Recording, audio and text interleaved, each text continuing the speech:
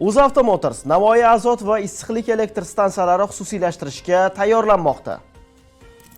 Denov tumanida gaz quyish shoxobchasida portlash va yong'in sodir bo'ldi. Andijon viloyati hokimi o'rinbosari Isomiddin Ismanov qo'lga olingan tezkor tadbir videosi e'lon qilindi. Kun davomida kunuz yoritgan muhim mahalliy yangiliklar bilan tanishtiramiz. Assalomu alaykum. Qurolli Kuchlar Oliy bosh qo'mondoni Prezident Shavkat Mirziyoyev mamlakat mudofaa qobiliyatini mustahkamlash va harbiy xizmatchilarni qo'llab-quvvatlash masalalari yuzasidan yig'ilish o'tkazdi. Unda qayd etilishicha, harbiy xizmatchilar uchun harbiy xizmat davrida oliygohlarga o'qishga kirib, masofaviy ta'lim olish imkoniyati yaratiladi. Askarlar uchun bitta askar, bitta kasb tamoyili asosida 3-6 oylik o'quv kurslari tashkil etiladi. Davlat tashkilotlariga ishga kirish istagini bildirgan harbiy xizmatchilarga imtiyoz beriladi. Harbiy xizmatchilar o'rtasida ma'naviyat qalqoni Respublika kitobxonlik tanlovi o'tkaziladi. Navbatdagi mavzu bilan tanishing. Prezident Shavkat Mirziyoyev iqtisodiyotda davlat ishtirokini qisqartirish va xususiylashtirish jarayonlarini jadallashtirishga doir takliflar taqdimoti bilan tanishdi. Hududlarda davlat mulkidan oqilona foydalanish, bo'sh turgan maydonlarni iqtisodiy faoliyatga jalb qilish bo'yicha mavjud imkoniyatlar to'liq ishga solinmayotgani qayd etildi. Shu munosabat bilan davlat ko'chmas mulki obyektlarini bosqichma-bosqich yagona boshqaruv tizimiga o'tkazish, bir xodimga to'g'ri keladigan o'rtacha maydonni 27 kvadrat metrdan 12-15 kvadrat metrgacha qisqartirish taklif etildi. Shuningdek, yirik aktivlar, jumladan UzAuto Motors va uning tarkibidagi korxonalar Navoiy azot, issiqlik elektr stansiyalarini xususiylashtirishga tayyorlash ishlari haqida axborot berildi. Davom etamiz. Yana bir mudhish xabar bilan tanishtiramiz. Surxondaryo viloyati Denov tumanida joylashgan avtomobillarga suyultirilgan gaz quyish shoxobchasida portlash va yong'in sodir bo'ldi.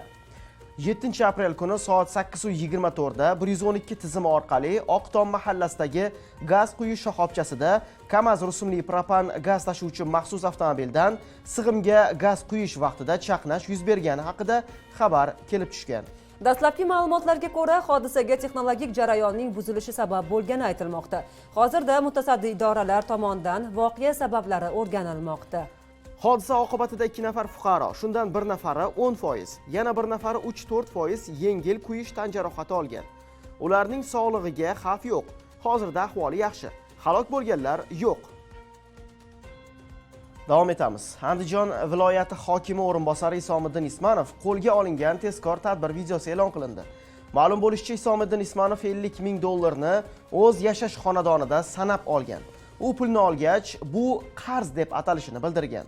Isomiddin Ismanov Bobur shaharchasi hududida davlat zaxirasida bo'lgan 20 sotix yerni hujjatlashtirib olib berish evaziga $50,000 talab qilgan. U 4 aprel kuni pulni o'z uyida olayotganda davlat xavfsizlik xizmati tomonidan o'tkazilgan tezkor tadbirda ushlangan edi.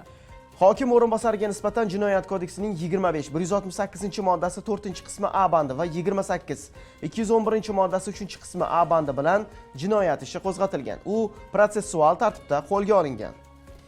Navbatdagi mavzu bilan tanishing. Prezidentga soliq ma'murchiligini takomillashtirish chora-tadbirlari taqdimot qilindi. Muhim yangiliklardan biri raqamli tahlil va sun'iy intellekt imkoniyatlaridan keng foydalanib, aqlli nazorat tizimini joriy etish orqali joriy yilda budjetga qo'shimcha 30 trillion so'm tushumni ta'minlash zarur. Bu savdo va xizmatlar, sanoat, qurilish, umumiy ovqatlanish hamda boshqa sohalarda P2P operatsiyalar monitoringi, tovarlarni markirovkalash, raqamli nazoratni kuchaytirish, yuklarni hujjatsiz tashish faoliyatini avtomatik aniqlash va norasmiy bandlikni rasmiylashtirish kabi mexanizmlardan keng foydalanish hisobiga ta'minlanishi mumkin. Bu sizlarga yetkazmoqchi bo'lgan so'nggi xabarimiz edi. Yana qayta ko'rishguncha xayr, salomat bo'ling.